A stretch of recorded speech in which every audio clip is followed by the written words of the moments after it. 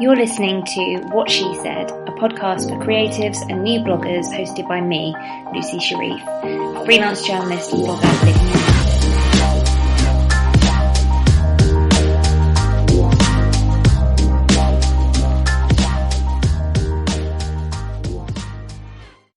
in this episode, I chat to Hannah Witton, who is a YouTuber. She's a blogger.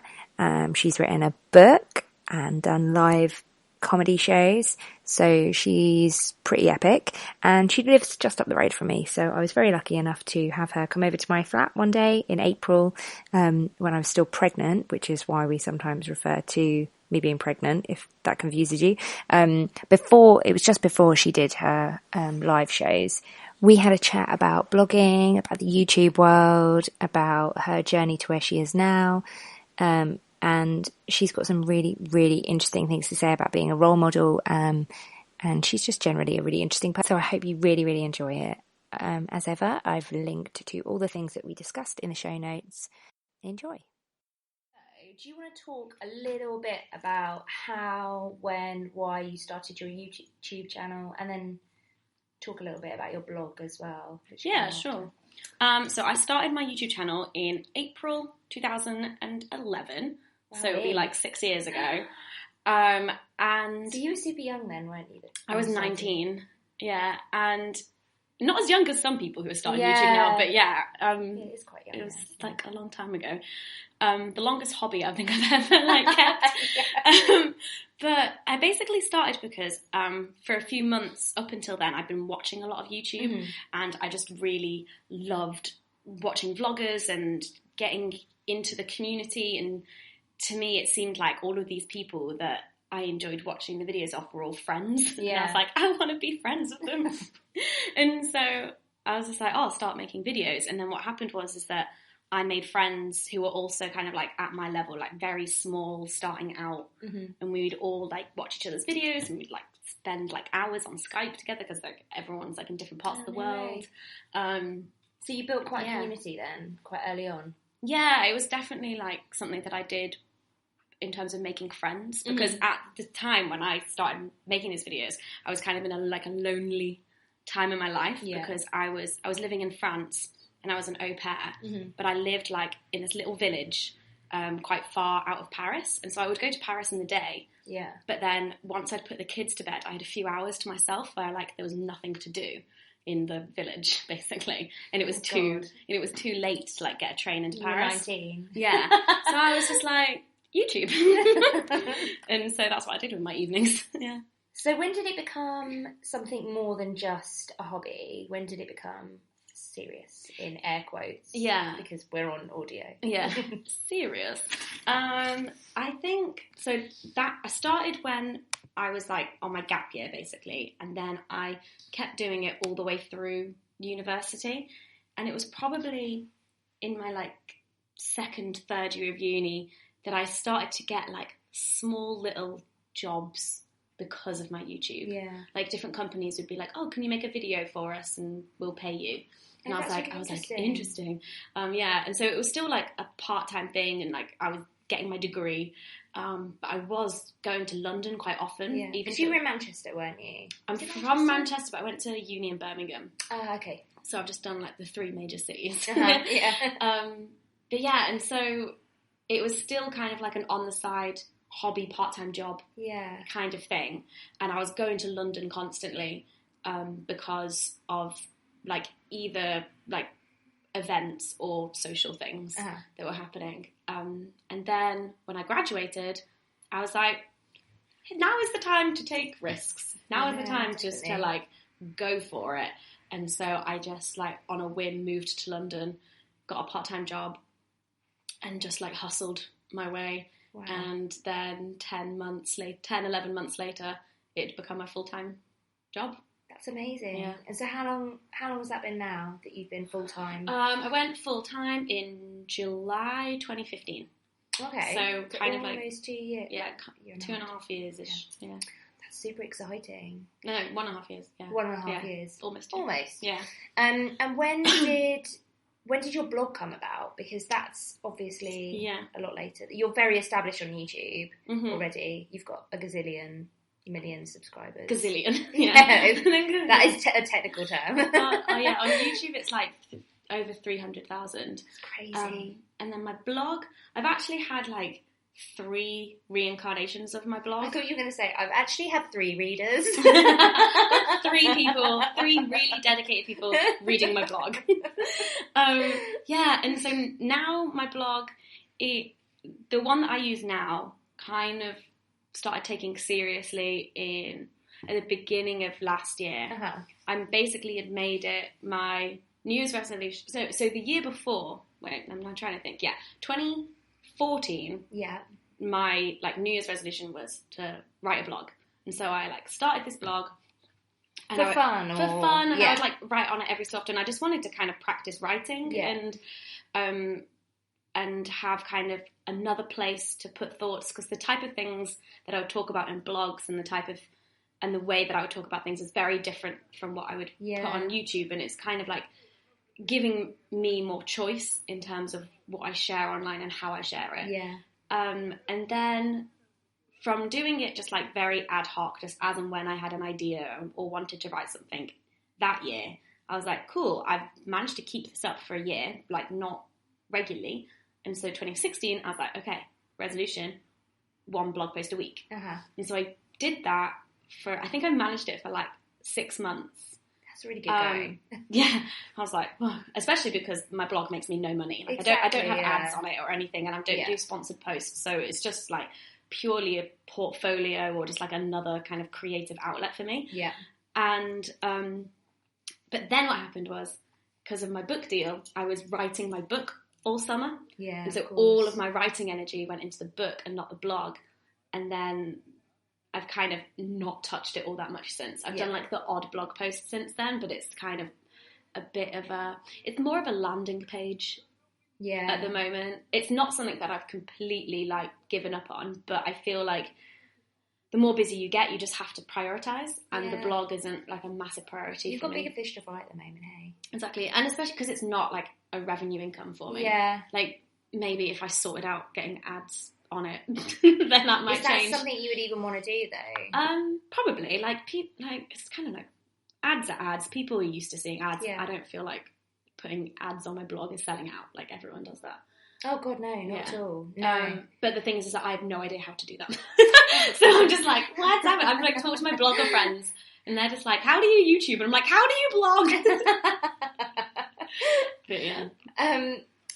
So in terms of YouTube then specifically, and monetizing it, and actually more of what I want to talk about is the arc that you go on, because I think almost every single blogger goes through this arc where they start creating, have a really, really good time, get into their groove, then suddenly start comparing themselves to other people, hit that sort of section where they're like, shit, I should be doing this, this and this. That person does it this way.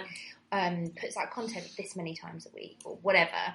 And then you come through that and you're like, okay, I give no fucks now. And that I think... You have to go through that period, though. Yeah, I feel to be able to come out the other side and be like, I give 0 fucks. Yeah. I think it's probably very similar with YouTube, especially because, at least in the community in London, everyone socialises together as well and works together. And so everyone's so constantly in your face that it's almost impossible not to compare yourself. And you're not just comparing the type of content you make, how often you make it, but also the numbers, different strategies for marketing your content, who's got better thumbnails. I don't even know what that means. Just the picture of the video where you see just the thumbnail and the title and things like that, and who's got good aesthetic. That's one thing that I definitely struggle with in terms of comparing myself to other YouTubers and stuff, is their aesthetic. And it's not just on YouTube, it's people's Instagram feeds. I'm just I don't have an aesthetic. My aesthetic is just all over the place. It just doesn't, there's no cohesiveness to this. Whereas some people just have great aesthetics. I'm how do you do that? Oh, that's funny that you say that. That is just, That's the like big, I don't know, 21st century just marketing lie, isn't it? That the reality behind Instagram. But I never thought of it on YouTube. But actually thinking about it, if you go to someone's page and you click on like videos, so all you see is just a grid of their videos, it's just so satisfying to see like themes in terms of like the font and colours and types of thumbnails and the topics that they're covering, whereas mine is just like a whole mess. I feel like you have that though. You have a recognisable... I feel like it's something that like everyone probably struggles with and thinks they don't have, and then if someone came to my channel, they're like, no, that I totally get it, and I'm like, but you know, we're all our own worst critics. Absolutely. Of that. And comparison is the thief of joy. Oh, it so 100%. is. It so is. I'm still very young, and so I kind of give myself a lot of forgiveness when it comes to comparing myself, because I know that like I'm in my mid-20s. I think it's still very normal for me to be comparing myself to others. I feel like if I'm still feeling like this in 10 years' time, I'm going to be like, Hannah, come on. Have a word with yourself. Yeah, you should not give a fuck at this point. Yeah. Because it's great. When I talk to my parents, they're just like, don't give a fuck what anyone thinks of me. My life is great. Yeah. And I'm like, okay, I can't wait to get there. That seems like such a happy place. But I also like, it's counterproductive to punish myself for feeling insecure about my work and things like that as well. So it's just kind of like, I'm just going to ride this wave, try and use that negative energy to motivate me maybe whilst it's... Do you find that is self-motivating then?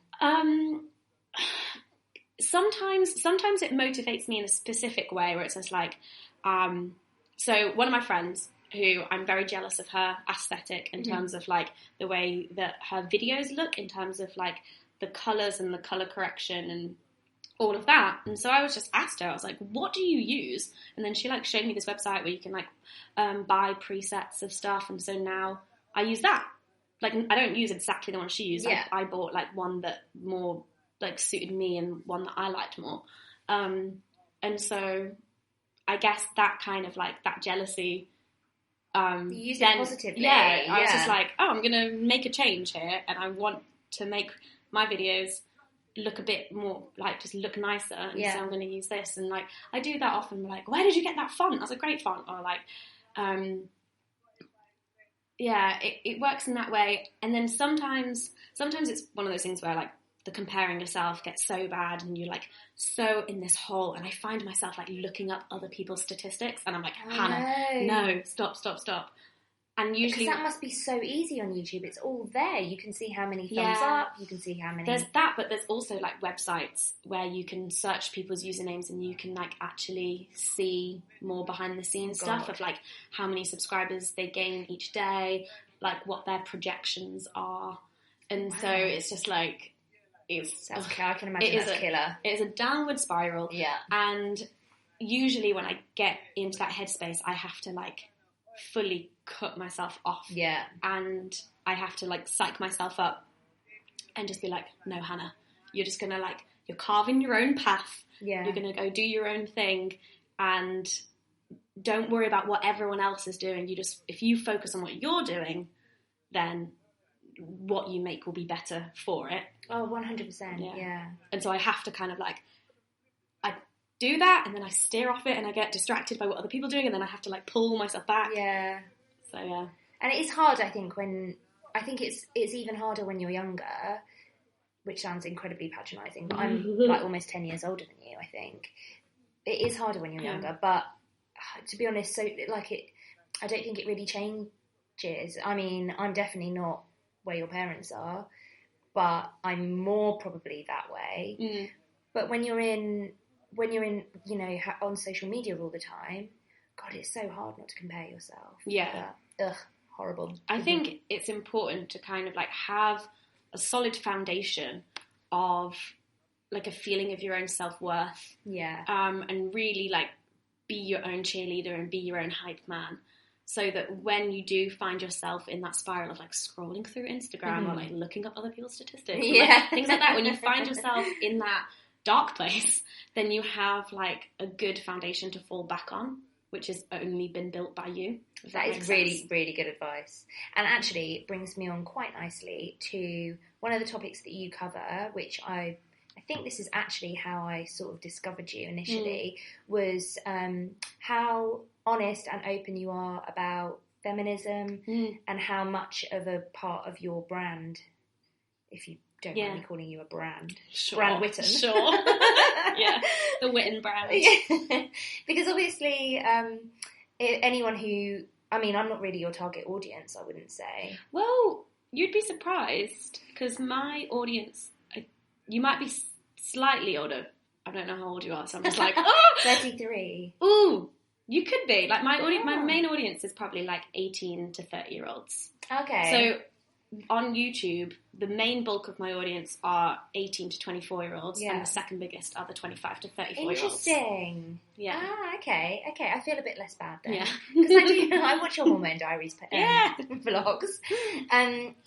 So you talk a lot about feminism and also about sexuality and LGBTQ and God, some of the stuff that I've learned from your channel. Yeah. I just need to do videos about pregnancy now and childbirth. Yes, please do. Maybe not childbirth. Do you want me to blog be it? a guest? Oh my god, yeah. I'll send like you the raw footage. My friend Lucy has volunteered. So talking about feminism and also being a role model, what's that even like? Yeah. It's an interesting one, because I feel like most of the people I know, and myself included, who I probably would consider role models, like, don't choose to be role models. Usually it's the people who are looking up to you, like, that you choose your own role models. So I might say Caitlin Moran is my role model, but like, she doesn't necessarily know that. She didn't choose to be my role model. I chose her. So it's always that way around. And so that's what I always have to think about. It's like, I've not chosen to be a role model. These people have chosen me, but then there's like, chosen me. That sounds really like arrogant. No, I know. But you know what I mean? Yeah. And so you kind of have to strike a balance between accepting the responsibility, because I'm very much an advocate for, like, if you have a platform, if there are people who will listen to you and you have somewhat of an influence, no matter how big it is, if it's 100 people listening to you or like 10 million people listening to you, then you have a responsibility to make the lives of those people better in whatever way that it is. And so I think, on the one hand, you have to do that. You have to accept the responsibility and really act upon it and really think about, what are my resources and what's my knowledge and what are my skills and where are they best placed in making the world a better place. And so I've always been very comfortable talking about sex and relationships and things like that. And so I was like, cool, this is something that I feel like I'd be good at and I can do. But then you also have to kind of take the other side of things and be like, your audience aren't entitled to anything. You don't have to necessarily always be this person that they think you are. But I would also add that you can be that person privately, maybe. Right. And it's about striking that balance and like being even though it may seem like I'm an oversharer, I am very careful and meticulous about what I share and what I don't share. Yeah. And if I ever say something online that's a bit of an overshare, a bit of a TMI, like, I know, and I carefully like thought about that and made a conscious decision to share that. Because it comes across in a certain way that I want to come across. And then there's other things where I'll like withhold information. So yeah, with being a role model, it's kind of like striking that balance between really doing your best job as a public figure, whilst also maintaining your own sanity and like being a person who like makes mistakes and can have their own private life and things like that. You can definitely tell that you're careful with your power, as it were, because I've definitely seen, I think it might have been in a collaboration video that you did with somebody else, or it might have been Drunk Advice or something, where you, even though, you know, you're not hammered in these videos necessarily, but even though you'd had a drink, you added in something really, really important. And I think it was to do with maybe anal sex and making sure you use protection regardless. And I was like, wow, I'm really impressed that you've remembered. Actually, I'm like, guys, always on this is important. But it wasn't like po-faced or contrived or anything. And I was like, wow, that's really impressive that you've kind of remained. With the drunk advice videos, the reason why they came about was kind of because of this whole like role model dilemma I was having, because people would come to me for advice, and I'm not specifically about sex or about anything. Often about sex and relationships, because that's kind of what I put out as being like knowledgeable in, but also anything like friendship, school, family, all of this kind of stuff. Yeah. And I wanted to help people, but also I knew that I couldn't answer every question. I know that I'm not an expert, like I'm not a doctor, I'm not a counsellor, psychologist. Like I'm not one of those people in terms of if you want to get formal help for things. But I'm definitely someone where you can get informal help from. Yeah. And I wanted to kind of strike this balance between helping people, but also not putting pressure on myself to give the right advice all of the time. Yeah. And so drunk advice to me was like this perfect way to kind of like have a good time with it, maybe give some bad advice, but actually a lot of the advice in drunk advice is good. Yeah, I really like it. But it's not too serious and boring. It's still kind of like if you were like having a few drinks with your friends and you're like, I need help with this thing, and you're like, okay, mate, I got this. Here's what you're gonna do. Because I think with drunk advice, it allows me a lot more wiggle room to maybe say things that I wouldn't necessarily get away with saying if I was sincerely giving someone advice. Yeah. So some of the topics that you cover, we've obviously talked about on your YouTube channel, but in terms of your blog, there's a lot more, I suppose because it's more of a hobby blog at the moment, and it's not a hobby blog, that sounds a bit condescending. No, but I think it is. Yeah, like it's more, like you're not confined, I suppose. Yeah. So you talk about lots and lots of other stuff, but travel was something that I wanted to talk to you about because... That's how we met. Yes, indeed. Obviously, you've done quite a lot with Trek America. Is that where the travel content started out? Or had you... always been covering travel? I'd done travel content like since the beginning of doing videos, because obviously I was living in Paris, and so I did some like videos of being like, oh, Paris. Yeah. And then I would just vlog holidays and trips, like very casually, just kind of like as my own like home travel video style thing. I think, I might be wrong, but I think Trek America was like the first time I did a travel thing with a company. Yeah. And like had to produce content on that. And then since then I've done a few more things with different companies in terms of travel, which has been so great. But because travel's not like my main thing that I do, even though I'm like, one part of me is just like, travel all the time, Hannah. Just always be traveling. But then I'm like, I can't do all of these other things that I'm more invested in. And so with the travel stuff, I really have to kind of like pick and choose them quite wisely. Yeah. And I can't really go on many like big trips if it's like 2 or 3 weeks. Yeah. Because then I'm like, I'm not going to be working.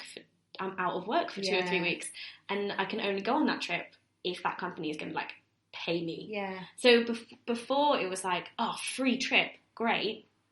And now it's more of a like, I need a fee on top of the free trip because I'm taking time out of doing and because you're working as well. Because I think that's another arc. You've kind of led us really nicely to that. There's another arc that a lot of bloggers, influencers, whatever, Instagrammers, everyone goes on, is that working in exchange for something free that's awesome. Yeah. And then being like, actually, I need to be compensated for my time because I've got bills to pay. And in those 5 days, I'm not getting holiday pay. I'm not. And it's hard work as well. And I'm going to come back from that holiday and have all of my to-do list and then have to create all the content. Yeah. Exactly. What's it like in the YouTube community in terms of, because I think there is quite a lot of judgment in blogging around that. I think it's kind of very understood within the YouTube community in terms of people who are like working in it either full-time or part-time, that you need to be compensated for things. Yeah. And brands are definitely like on it. You do still get the odd email being like, do this for the experience or for exposure. But it's interesting because for me it's still very much case-by-case basis. If I'm being offered like a really cool experience, but they have no budget, but the experience itself is good enough, then sure, I'll do it, and I'll tweet and I'll Instagram about it. Yeah. And I think it's just about, it's about not being taken advantage of.